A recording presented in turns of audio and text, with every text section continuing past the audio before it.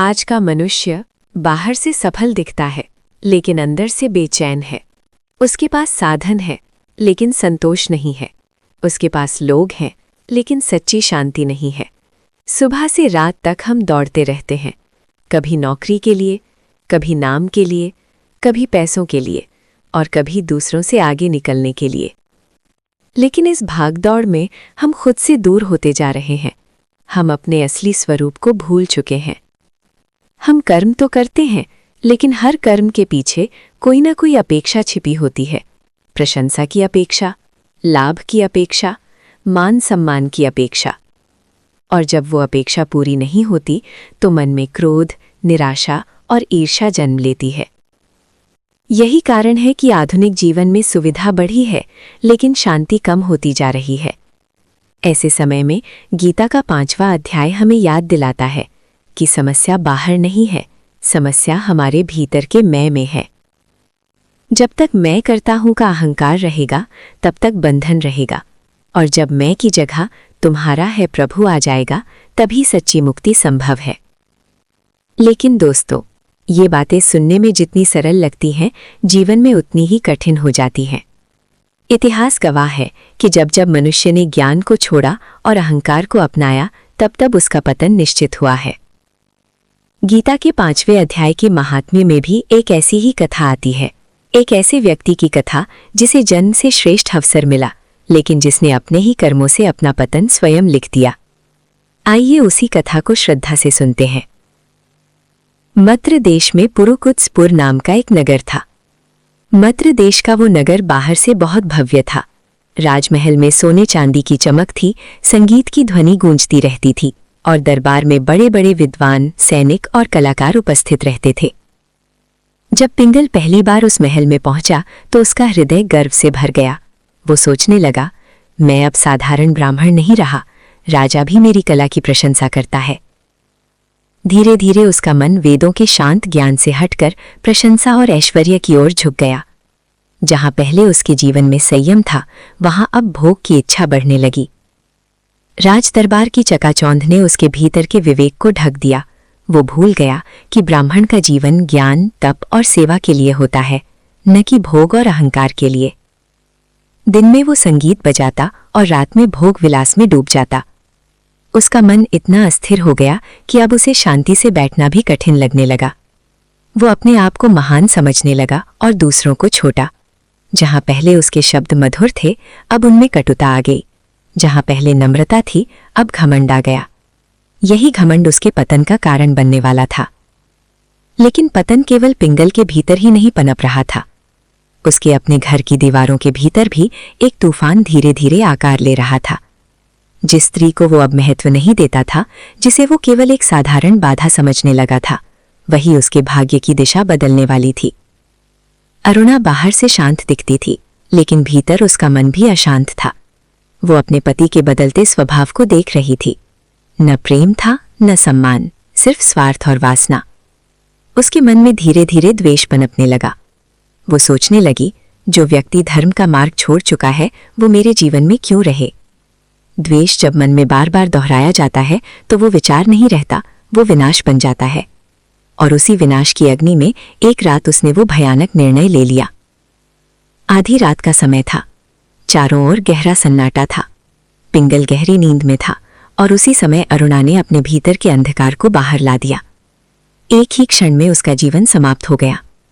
लेकिन उसे क्या पता था कि कर्म का लेखा जोखा कभी समाप्त नहीं होता। उसका शरीर वहीं पड़ा रह गया, लेकिन पिंगल का सूक्ष्म शरीर उस क्षण शरीर से अलग हो चुका था। पहले तो उसे कुछ समझ ही नहीं आया। उसे लगा जैसे वो अभी भी जीवित है। वो अपने ही शरीर को जमीन पर पड़ा देख रहा था, लेकिन उसे कोई छू नहीं पा रहा था। वो चिल्लाया, मैं यहां हूं, लेकिन उसकी आवाज किसी तक नहीं पहुंची। उसी समय वातावरण अचानक बदल गया। घर के भीतर एक अजीब ठंडक फैल गई। दीपक की लौ कांपने लगी और तभी वहां प्रकट हुए धर्मराज के दूत। उनका स्वरूप भयानक था। लाल नेत्र, विशाल शरीर और हाथों में पाश। उन्होंने बिना विलंब किए पिंगल की आत्मा को बांध लिया। अब उसे समझ में आया, ये कोई स्वप्न नहीं था, ये मृत्यु थी। क्षण भर में वे उसे लेकर आकाश मार्ग से चल पड़े। नीचे पृथ्वी छोटी होती जा रही थी। और सामने एक अंधकारमय मार्ग खुल रहा था। वो मार्ग उसे ले जा रहा था यमलोक की ओर। वो मार्ग सीधा उसे यमलोक के द्वार तक ले गया। वहां पहुंचकर उसे अपने कर्मों का फल भोगना पड़ा। यमलोक के दूत उसे उन भयानक स्थानों पर ले गए जहां पापों का दंड दिया जाता है। कहीं अग्नि की ज्वालाएं थीं, कहीं तीक्ष्ण शूलों से भरी भूमि, कहीं अंधकारमय गड्ढे जिनमें पीड़ा की चीखें गूंज रही थीं। पिंगल को अपने अहंकार, वासना और हिंसा का फल स्वयं भोगना पड़ा। हर क्षण उसे अपने पिछले कर्म याद आते और वो पश्चाताप से भर उठता। इसी प्रकार अपने दंड को भोगकर एक समय ऐसा आया जब उसके शेष कर्मों के अनुसार उसे पुनर्जन्म मिला। लेकिन वो जन्म किसी उच्च कुल में नहीं था। वो एक सुनसान जंगल में गिद्ध के रूप में उत्पन्न हुआ। उधर अरुणा भी अपने कर्मों से बच नहीं सकी। भयंकर रोग से पीड़ित होकर उसने भी शरीर त्याग दिया। मृत्यु के बाद उसने भी नरकों का कष्ट भोगा और फिर उसी जंगल में शुकी, एक मादा तोते के रूप में जन्म लिया। वो जंगल घना और निर्जन था। ऊंचे वृक्ष, सूखी पत्तियों की सरसराहट और दूर कहीं जंगली पशुओं की आवाज। एक दिन शुकी दाना चुगते हुए वृक्षों के बीच इधर उधर कूद रही थी। उसी समय आकाश में मंडरा रहा था वो गिद्ध। अचानक जैसे उसके भीतर कोई पुरानी स्मृति जाग उठी। पिछले जन्म की दुश्मनी अभी भी सूक्ष्म रूप में उसके चित्त में विद्यमान थी। वो तेजी से नीचे झपटा। उसके तीखे नाखूनों ने शुकी को बुरी तरह घायल कर दिया। घायल शुकी भय से उड़ती हुई एक स्थान पर गिरी जहां पानी से भरी एक मनुष्य की खोपड़ी पड़ी थी। वो उसी जल में गिरकर तड़पने लगी। गिद्ध फिर उसे पकड़ने झपटा, लेकिन उसी क्षण जाल फैलाने वाले बहेलियों ने उस पर तीर चला दिए। तीर लगते ही वो घायल होकर उसी खोपड़ी के जल में गिर पड़ा। कुछ ही क्षणों में दोनों ने वहीं प्राण त्याग दिए।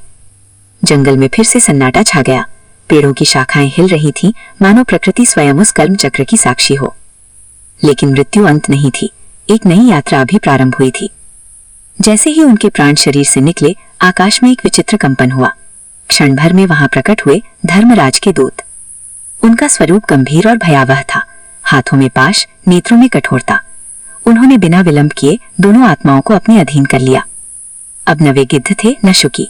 वे केवल अपने कर्मों से बंधी आत्माएं थीं। क्षण भर में वे आकाश मार्ग से आगे बढ़े। नीचे पृथ्वी छोटी होती जा रही थी और सामने एक गहन अंधकार में मार्ग खुल रहा था।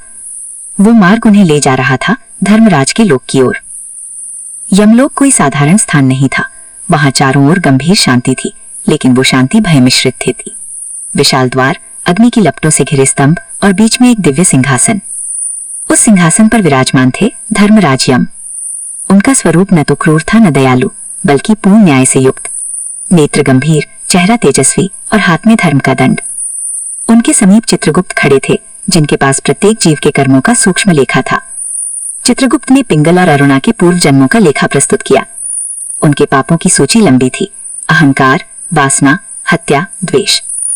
दोनों आत्माएं कांप उठीं। उन्हें लगा अब केवल दंड ही शेष है। लेकिन तभी धर्मराज के तेजस्वी नेत्रों में एक अलग प्रकाश दिखाई दिया। उन्होंने कहा, कर्मों का दंड निश्चित है, लेकिन धर्म केवल दंड का नाम नहीं है, धर्म न्याय है।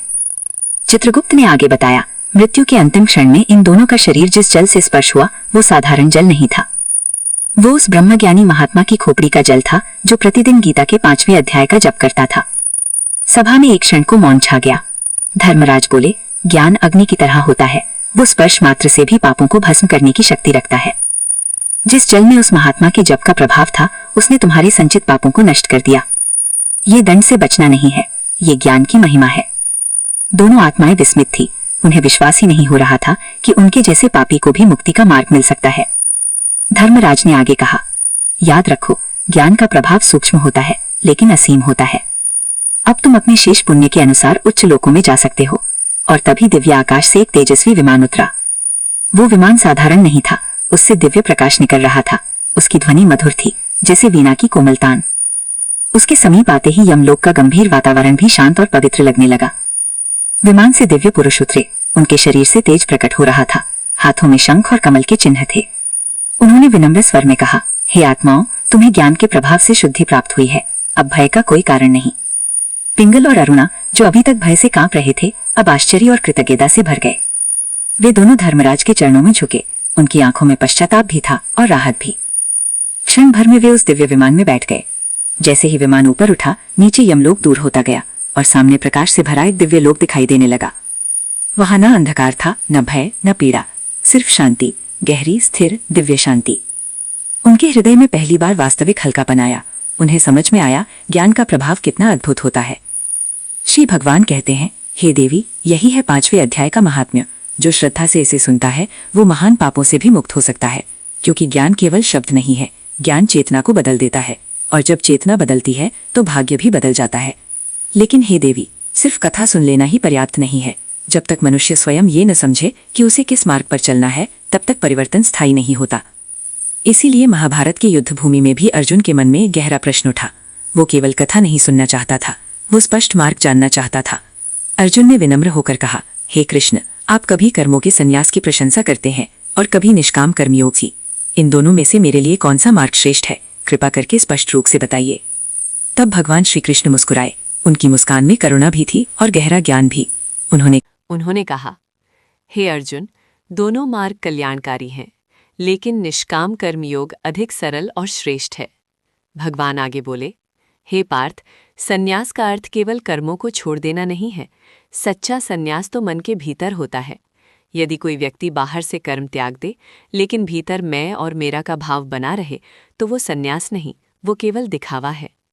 और यदि कोई व्यक्ति संसार में रहकर अपने कर्तव्य का पालन करे, परंतु उसके हृदय में फल की इच्छा ना हो, तो वही सच्चा योगी है। हे अर्जुन, कर्म से भागना समाधान नहीं है। कर्म करते हुए भी भीतर से मुक्त रहना, यही निष्काम कर्मयोग है। जैसे कमल का पत्ता जल में रहकर भी जल से अछूता रहता है, वैसे ही योगी संसार में रहकर भी संसार के बंधन से मुक्त रहता है। हे अर्जुन, मान लो कोई व्यक्ति अपने परिवार का पालन करता है, समाज में कार्य करता है, राज्य के लिए युद्ध भी करता है। यदि वो ये सब केवल कर्तव्य समझकर करे, ना कि अहंकार या लाभ के लिए, तो उसका प्रत्येक कर्म पूजा बन जाता है। लेकिन यदि वही कार्य स्वार्थ, तुलना और लालच से किया जाए, तो वही कर्म बंधन बन जाता है। इसलिए अंतर कर्म में नहीं है, अंतर भावना में है। भगवान आगे कहते हैं, जो व्यक्ति ना किसी से द्वेष करता है और ना किसी वस्तु की तीव्र इच्छा रखता है, वही सच्चा सन्यासी है, क्योंकि राग और द्वेष ही मनुष्य को जन्म मरण के चक्र में बांधते हैं। हे अर्जुन, जब तक मनुष्य किसी वस्तु से अत्यधिक लगाव रखता है या किसी से घृणा करता है, तब तक उसका मन स्थिर नहीं हो सकता, और जिस मन में स्थिरता नहीं, उसमें ज्ञान कैसे टिकेगा?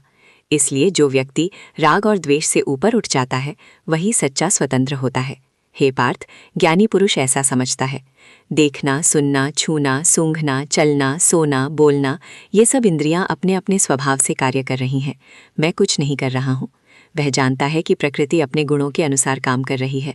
सत्व, रज और तम, यही गुणों में प्रवृत्त हो रहे हैं। लेकिन अज्ञानी व्यक्ति देह को ही मैं मान लेता है, और जब वह कहता है, मैंने किया, मैंने जीता, मैंने हारा, तभी बंधन शुरू हो जाता है। हे अर्जुन, जो व्यक्ति अपने सभी कर्म मुझ में अर्पित कर देता है और परिणाम की चिंता छोड़ देता है, वह कर्म करता हुआ भी कर्म में नहीं फंसता। जैसे सूर्य प्रकाश देता है परंतु प्रकाश से बंधता नहीं, वैसे ही योगी कर्म करता है परंतु कर्म से बंधता नहीं। उसका मन शांत रहता है। प्रिय वस्तु मिलने पर वह उछलता नहीं, अप्रिय मिलने पर टूटता नहीं। उसकी बुद्धि स्थिर हो जाती है। ऐसा ज्ञानी विद्वान ब्राह्मण में, गाय में, हाथी में, कुत्ते में और चांडाल में भी एक ही परमात्मा को देखता है, क्योंकि उसके लिए शरीर अलग हो सकते हैं लेकिन आत्मा एक ही है।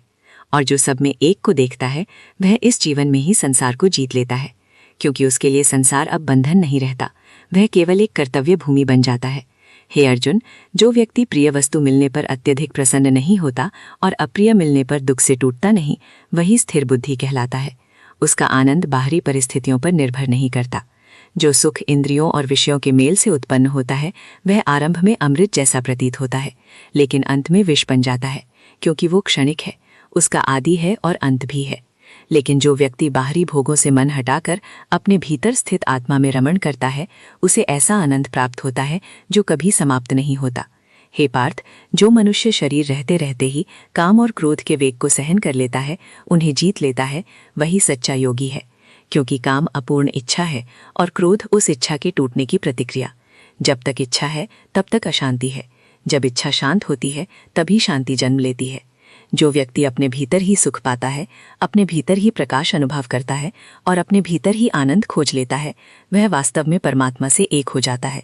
ऐसा व्यक्ति बाहर कुछ खोजता नहीं, क्योंकि उसे ज्ञात हो जाता है कि जिसे वह बाहर ढूंढ रहा था, वह उसके भीतर ही विराजमान है।